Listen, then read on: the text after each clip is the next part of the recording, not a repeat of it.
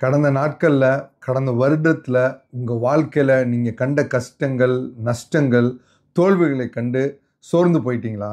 இல்லை மனம் தளர்ந்து போயிட்டீங்களா? இனி எல்லாமே முடிஞ்சு போச்சு, வாழ்க்கையே முடிஞ்சு போச்சுன்னு நினைக்கிறீங்களா? உங்களுக்கு இனி எந்த நம்பிக்கையும் இல்லைன்னு நினைக்கிறீங்களா? உங்களுக்கு ஒரு வரலாற்றிலிருந்து ஒரு உண்மை சம்பவத்தை நாங்கள் சொல்ல விரும்புகிறோம். தோல்வியை கண்டு துவண்டு போகாம அயராத உழைப்பு, விடாமுயற்சி இதெல்லாம் வச்சு சிகரத்தை அடைந்த வரலாற்றில் இடம்பெற்ற ஒரு மாமனிதன் ஒருவர் தான் ஆபிரகாம் லிங்கன். அவர் அமெரிக்காவின் 16வது குடியரசுத் தலைவர் ஆவார். அமெரிக்காவில் ஒரு ஏழ்மை குடும்பத்தில் பிறந்தவர் தான் இந்த ஆபிரகாம் லிங்கன். அவருடைய தந்தை தாமஸ் ஒரு சாதாரண செருப்பு தைக்கும் மற்றும் மரமெட்டும் ஒரு தச்சனாக தான் இருந்தார். சிறு வயதிலேயே அவருடைய தாய் நான்சி அவருக்கு பைபிள் வாசிக்க கற்றுக் கொடுத்தாங்களாம். ஆபிரகாம் லிங்கனுக்கு 9 வயசு இருக்கும்போதே அவருடைய தாய் நான்சி இறந்து போனாங்களாம். சிறு வயதிலே தன் தாயின் பாசத்தையும் பரிவையும் இழந்து ஆபிரகாம் லிங்கன் ரொம்ப கொடுமையை அனுபவிச்சாராம். பின்பு அவருடைய தந்தை சாரா என்பவரை மறுமணம் செஞ்சாங்களாம். அந்த சாரா என்னும் மாற்றான் தாய் ஆபிரகாம் லிங்கனை பரிவோடும் பாசத்தோடும் வளர்த்து வந்தாங்களாம். ஆனால் அவருடைய குடும்பம் வறுமையில் வாடின போது சரியாக அவரால் படிக்க முடியல. அதனால் அவர் படிப்பை விட்டு விடலை. ஒரு கடையில் எடுபடி வேலை பார்த்து கொண்டே இரவு நேரங்களில் படித்து வந்தாராம். அவர் வாழ்ந்த அந்த காட்டு பகுதியில் புக்ஸ்லாம் கிடைக்கிறது ரொம்ப அரிதான். ஆனாலும் பல மைல் தூரம் போய் இந்த புத்தகங்கள்லாம் இரவல் வாங்கி கொண்டு அதை வச்சு படித்து வந்தாங்களாம். தன்னுடைய 15வது வயதில் கருப்பின மக்கள் அடிமையாக விற்கப்பட்டதையும் அவர்கள் அடிமைகள் என்றதுனால இரும்புகளால் கட்டப்பட்டு சாட்டைகளால் அடிக்கப்பட்டதையும் கண்டு மனம் துடித்து போனார் அந்த ஆபிரகாம் லிங்கன். ஒரு முறை ஒரு தாயும் மகளும் தனித்தனியாக அடிமைகளாக விற்கப்பட்டதை கண்டு அடிமை முறையை எப்படியாவது ஒழிக்க வேண்டும் என்று திட்டம் பண்ணாராம். இந்த கொடுமையை ஒழிக்க அரசியலில் ஈடுபட்டாதான் இதை செய்ய முடியும் என்று முடிவெடுத்தாராம். பாருங்க, தன்னுடைய 22வது வயசுல ஒரு ஆஃபீஸில் குமாஸ்தாவை வேலைக்கு சேர்ந்திருக்கிறாரு. அதற்கப்புறம் ஒரு கடனுக்கு ஒரு கடையை வாங்கி அதில் வியாபாரம் செஞ்சு நஷ்டப்பட்டு கடுமையாக வியாபாரத்தில் தோற்று போயிருக்கிறாரு. அதற்கப்புறம் போஸ்ட்மேனாக வேலை செஞ்சுருக்கிறாரு. அந்த வேலை செஞ்சிட்டு இருந்த அந்த பணத்தில் வழக்கறிஞராக லா படித்து ஒரு வழக்கறிஞராகவே ஆயிருக்கிறாரு.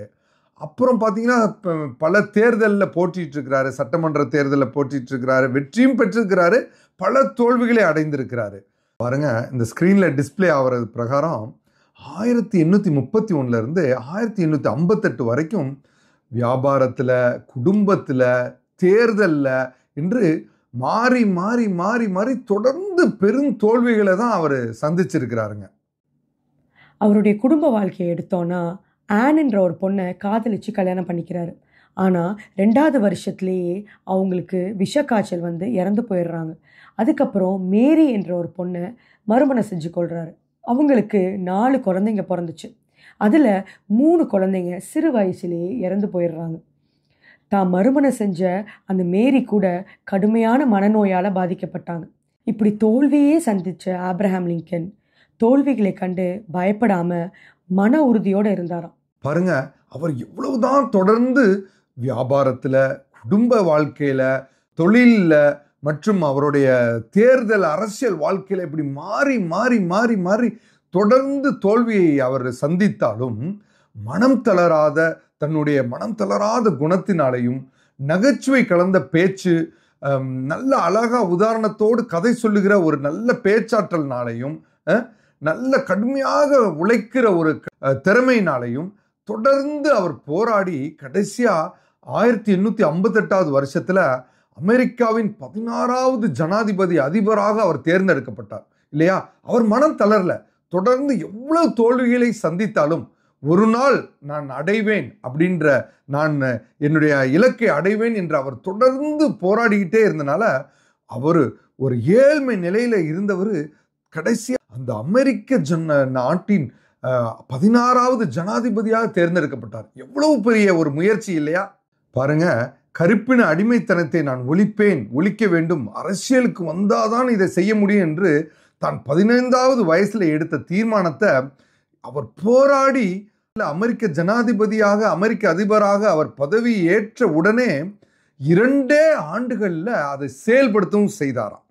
இனி அமெரிக்காவில் அனைத்து அடிமைகளும் விடுவிக்கப்படுவார்கள், அதற்கு பிறகு அமெரிக்காவில் அடிமைத்தனமே இருக்காது என்று தைரியமாக பிரகடனம் செய்தாராம். குடும்பம், வாழ்க்கை, தொழில், அரசியல் என எல்லாவற்றிலும் பல தொழில்களை சந்தித்தவர் இந்த ஆபிரகாம் லிங்கன். இப்படி பல முறை வெற்றி அவரை கைவிட்டாலும் ஒரு முறை கூட முயற்சியை கைவிடாத உன்னத மனிதர் தான் இந்த ஆபிரகாம் லிங்கன்.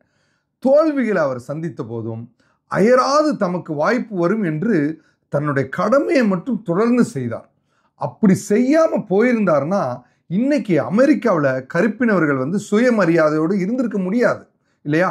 அப்படி அவர் எடுத்த தீர்மானம் தான் அவர் தொடர்ந்து தோல்விகளை சந்தித்தாலும் மனம் உறுதியாய் தளர்ந்து போகாமல் அவர் கடைசியா அவர் தன்னுடைய குறிக்கோளை அடைந்தார். தன்னுடைய வாழ்க்கையிலே வெற்றி பெற்றார்.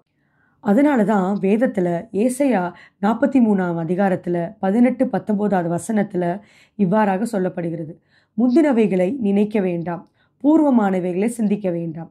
இதோ நான் புதிய காரியத்தை செய்கிறேன், இப்பொழுதே அது தோன்றும், நீங்கள் அதை அறியீர்களா?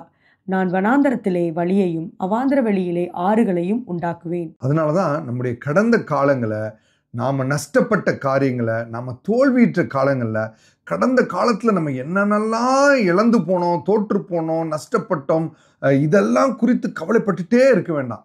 நம்ம கடந்த காலங்களை நினைச்சு அப்படியே ஸ்தம்பித்து என்ன செய்வதுன்னு இருக்க தேவையில்லை. கடந்தவைகளை, போனவைகளை, தோல்வி கண்டவைகளை, நஷ்டங்களை பற்றி சிந்தித்து நினைத்து அப்படியே இருக்க வேண்டாம். நீங்கள் ஒருவேளை எந்த நிலைமையில இருந்தாலும் பாருங்க, தேவன் நமக்கு புதிய வழிகளை, புதிய வாழ்க்கையை, நாம் எதிர்பாராத நேரத்தில் புதிய காரியத்தை செய்து புதிய தொடக்கத்தை உண்டாக்கி நம்மை நடத்த வல்லமை உள்ள தேவன் தான் நம்முடைய தேவன். இந்த புது வருஷத்துல இதை நீங்க விசுவாசிங்க, தேவனை விசுவாசிங்க. உங்களை சரியான பாதையில அவர் நடத்துவார். எங்க வழிகளை மூடி வேண்டுமோ அந்த இடத்துல வழியை மூடுவார். எங்க தேவையில்லாத வழிகளை மூடி எங்க புதிய வழிகளை திறக்கணுமோ அங்க அவர் திறக்க வல்லமை உள்ள தேவன் இல்லையா? அப்படியாக நம்மை நடத்த வல்ல தேவன். நீங்க எவைகளை தடைகளாக, போராட்டங்களாக, முட்டுக்கட்டைகளாக நினைக்கிறீங்களோ அவைகளே கூட தேவன் சாதகமா மாற்ற வல்லமை உள்ள தேவன் இல்லையா? தீமைகளை நன்மைகளாக மாற்றி நடத்த வல்லமை உள்ள தேவன். நீங்க நினைச்சவைகளை காட்டிலும், எதிர்பார்த்தவைகளை காட்டிலும் சிறந்தவைகளை சரியான நேரத்தில் உங்களுக்கு தருவதற்கு நம் தேவன் வல்லமை உள்ள தேவன் இல்லையா? நீங்க செய்ய வேண்டியதெல்லாம் சோர்ந்து போகாமல், தளர்ந்து போகாமல், தோல்விகளை நினைத்து நினைத்து அழுது கொண்டிராமல், மனம் தளர்ந்து போகாமல் முழுமையா தேவன் மேல நம்பிக்கை வைத்து செயல்படுங்க. அவரை விசுவாசிங்க. பாருங்க, ஆபிரகாம் லிங்கன் எவ்வளவு தன்னுடைய வாழ்க்கையில தோல்விகளை சந்தித்தாலும் அவர் சோர்ந்து போல.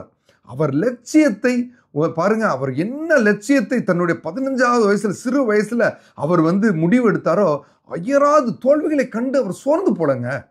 உலக பிரகாரமான மக்கள் இப்படி இருக்கும் பொழுது நாம கர்த்தருடைய பிள்ளைங்க எவ்வளவு உறுதியாய் தேவன் மேல நம்பிக்கை வைத்து, தேவன் என்னை நடத்த வல்லமையுள்ள தேவன், சோர்ந்து போக மாட்டோம் என்று ஒரு உறுதியாய் ஒரு தீர்மானம் செய்து நீங்க அவரை விசுவாசிங்க, தேவனை விசுவாசிங்க. கண்டிப்பா அவர் நம்மை நடத்த வல்ல தேவன்.